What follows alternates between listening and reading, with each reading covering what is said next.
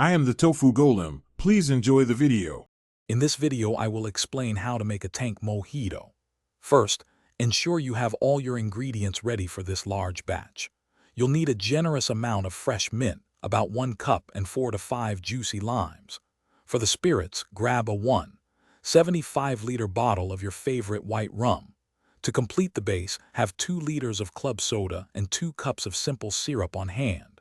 This preparation ensures a smooth mixing process for your refreshing drink. Now let's get to the fun part, muddling and mixing.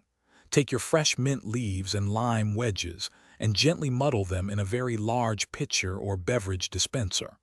The goal is to release their aromatic oils, not to shred them. Next, carefully pour in the entire 1.75 liters of white rum. Follow that with the 2 cups of simple syrup, then give everything a good stir to combine the flavors thoroughly.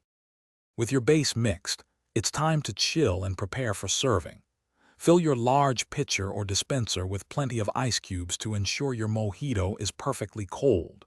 Then, slowly add the 2 liters of cold club soda, stirring gently to incorporate it without losing too much fizz. For a beautiful presentation, garnish your tank mojito with extra lime slices and fresh mint sprigs. Serve immediately and enjoy. To truly perfect your tank mojito, remember these tips. Always taste and adjust the simple syrup to match your preferred sweetness. Some like it sweeter, some less so.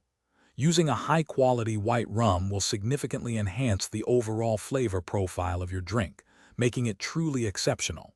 Also, if you're looking to keep your car smelling fresh, check out the link in the description for Little Trees Black Ice and other great deals. Enjoy your delicious, homemade tank mojito. Thanks for watching. Consider subscribing if we helped you today.